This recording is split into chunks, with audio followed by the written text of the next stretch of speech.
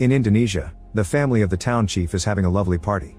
Ningsi is serving drinks to her relatives, but her mood sours when she sees her boyfriend Rahman arrive.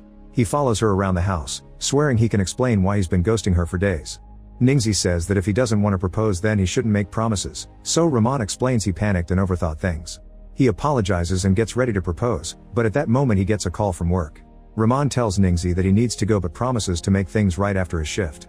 After Rahman leaves, a car suddenly drives through the party and crashes into other vehicles. After checking on the injured guests, the chief rushes to the car and opens the door to yell at the driver, thinking he's drunk. However, the driver roars and jumps on the chief to bite his neck. The crowd panics at the sight of what appears to be a zombie. This all started 5 hours ago. At the Waniwara's factory, an employee gets the samples of their new medicine ready. This medicine hasn't been approved by the government yet, but they've worked on it for 3 months, so they're desperate to produce it. A sample is sent to their boss Sadamin and another one to his business partner, who lives in the city. Meanwhile, Sadamin's daughter Keens gets her son Raihan ready to visit his grandfather.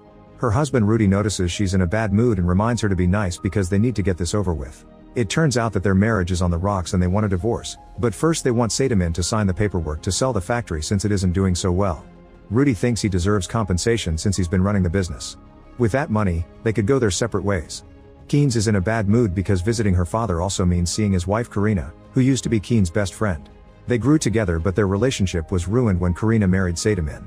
At home, Sadamin drinks the new medicine sample. Karina mentions that since he's retiring, they should go on a trip and maybe even have a child of their own.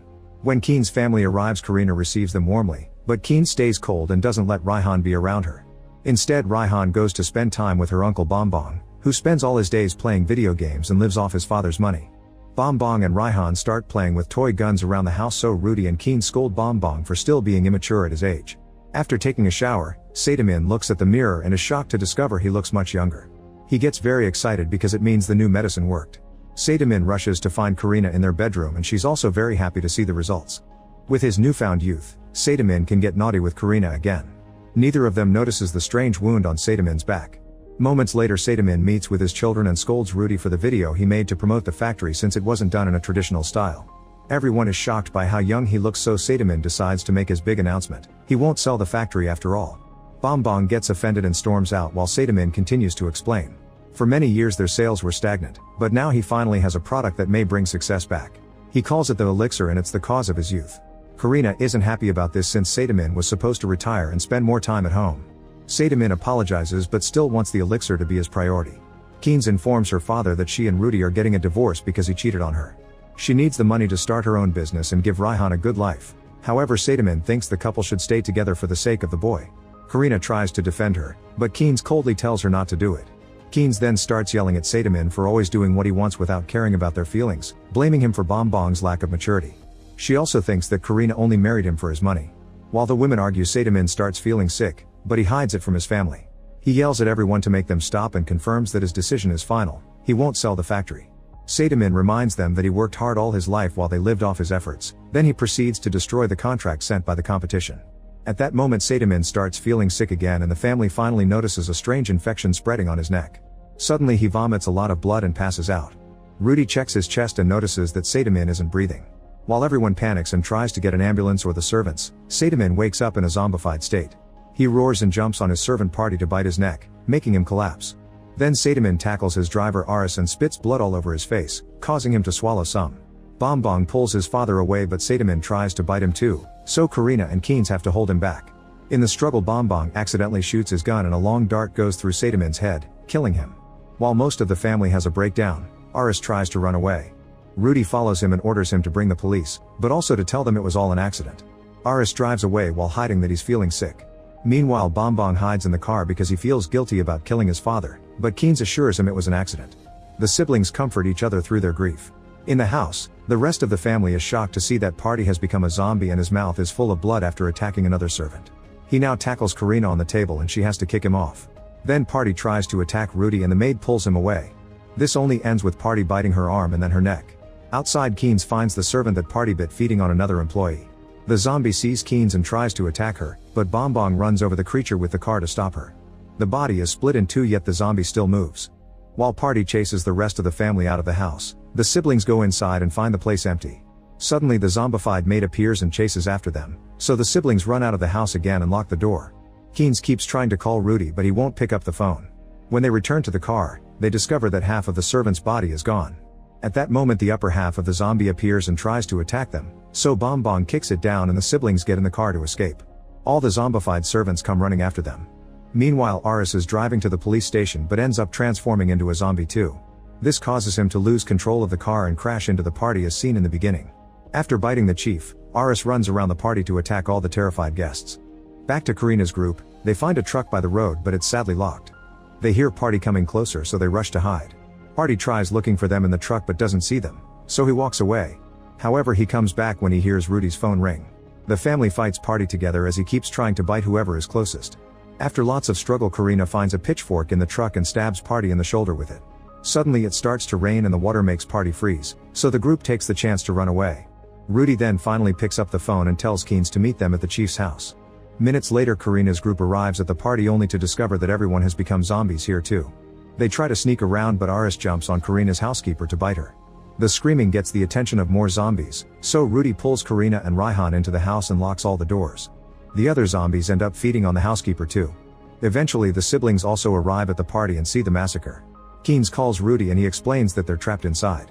A desperate Keynes starts honking the horn but this gets the attention of the zombies, who immediately come after the car. Bong immediately drives away and the zombies chase them, so now they're loose on the streets and attacking any person they find on the way. Since the zombies are gone, Rudy, Karina, and Raihan leave the house and try to get in Sadamin's car, but the crash wrecked it too much to function. At that moment the zombified housekeeper sees them and starts chasing after them. Karina and Raihan hide inside the nearest house while Rudy stays out to defend his family. Karina hears Rudy's screams while fighting the housekeeper until he suddenly comes inside and closes the door. Rudy is covered in blood but he swears he's okay. While Karina looks for a rag to clean him, Rudy realizes that his hand has a bite mark. He hugs Raihan and tells him he loves him before asking him to take care of his mother. When Karina returns to the room, she discovers that Rudy has become a zombie. He jumps on Karina and tries to bite her, but Raihan pulls him away and Rudy attacks the boy instead. Karina breaks a bottle on Rudy's head and runs with Raihan to hide in the other room, closing the door on the zombie's face. Rudy keeps pounding on it until he breaks in, so Karina moves out of the way and lets him charge ahead, causing Rudy to get impaled on the water pump handle. Then Karina and Raihan leave the room and lock the door. Suddenly they're startled by someone coming in, but it's just Ningxi. They hear some noises and Ningxi peeks into the other room to learn that Rudy is still alive. Meanwhile on the road the siblings are arguing over what to do. This distraction almost causes them to run into a truck and when they dodge it, they lose control of the car and end up crashing. The truck driver comes to check on the siblings and helps them out of the car before Bong throws up. The zombie horde then catches up to them and jumps on the truck to start killing all the passengers. The driver runs back to help his people, only to be killed too. The siblings run away and soon find the police station. The cops are confused by their story and decide to check out the situation while leaving Rahman to take care of the siblings. When the cops find the truck, the zombies immediately come after them. An officer shoots a gas grenade but it doesn't affect the creatures. The zombies jump on the cops and start eating them except for the captain, who manages to open fire. However, the bullets do nothing and he gets bitten too. Thanks to Karina's phone, Ningxi can now call Rahman, who explains he can't leave the station yet.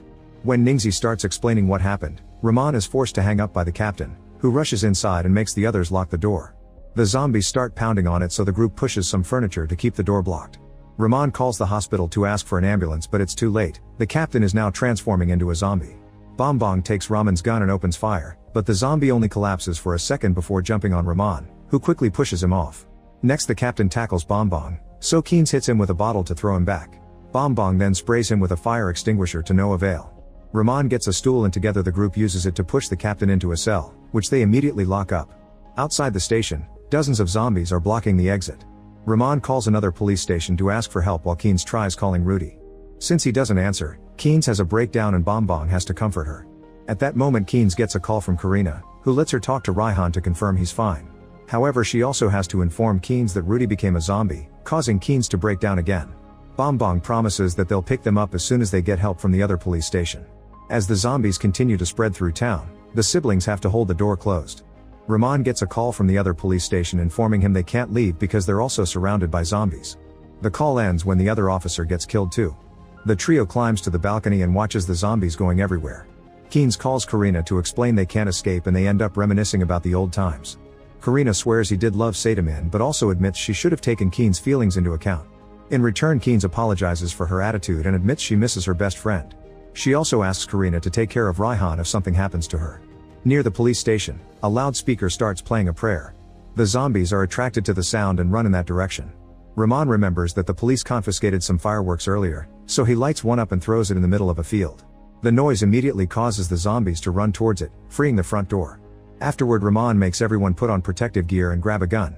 Before leaving, he calls Ningzi to assure her they're on their way.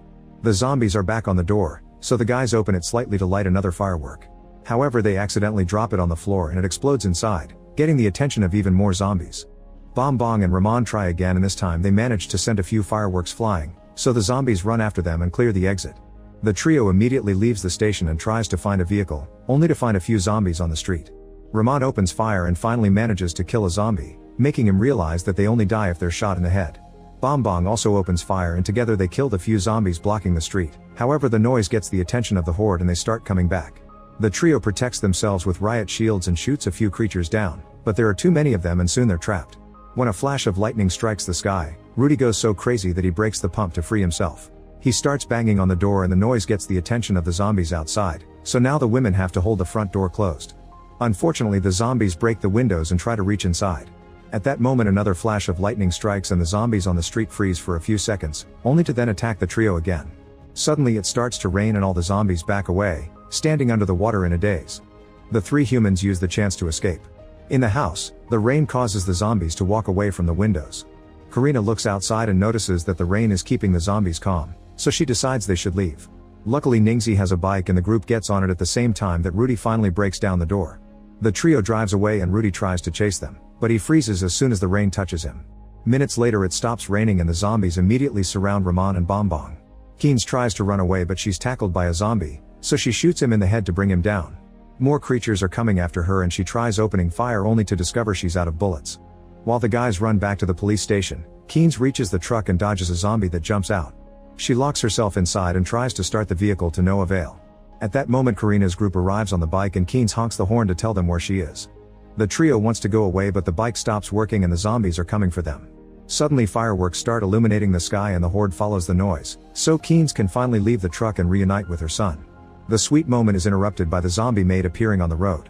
Karina and Keenes push her back and Ningzi stabs her in the head with a knife. Since the fireworks are out now, the horde is coming back and the group rushes to hide inside the truck. After calling the guys to confirm they're still alive, the group finally manages to start the truck and runs over all the zombies on the road as they drive ahead. Unfortunately, the brakes aren't working and the truck crashes right into the police station. Rahman reunites with Ningzi but Bong's leg is trapped under a fallen cabinet. Soon the zombies surround the station and climb over the debris to get in. Rahman and Bong quickly open fire while Karina closes the truck door to trap a creature inside. A few zombies are killed but more and more keep coming. Bong tells Karina to check the side door and she confirms it's clear because all the zombies are at the front. The group tries to rescue Bong but the cabinet is stuck under the truck and they can't move it. Bong asks them to leave without him. In the other room, Ningzi accidentally bumps into the cell and is bitten by the captain. Rahman pulls her away and furiously shoots the captain down. More zombies break in and he tries to shoot them, but they quickly surround him and bite him too. While the couple is slowly devoured, Rahman pulls out the ring and gives it to Ningzi, so they die holding hands. At the entrance, Keenes takes a gun and shoots more zombies as they get in, but she freezes when she sees Rudy. Bong tries shooting him but he misses and runs out of bullets. Rudy tackles Keenes and Raihan tries to help his mother, however Karina drags the boy away. When Rudy goes after them, Bong grabs his leg to make him fall and Keenes holds him down so Karina can shoot him in the head. Afterward, Bong lights a firework to keep the zombies' attention on him while Keenes, Karina, and Raihan run away through the side door. Soon the entire horde breaks in and starts eating Bong, who throws the firework at the truck. The spilled gas catches on fire and explodes, blowing up the entire building. The zombies burn down and the confiscated fireworks illuminate the sky. Karina's group makes it to the road and searches for a working vehicle. However, Keenes freezes when she notices she's been bitten. She hugs Raihan and cries as she tells him she can't come with them.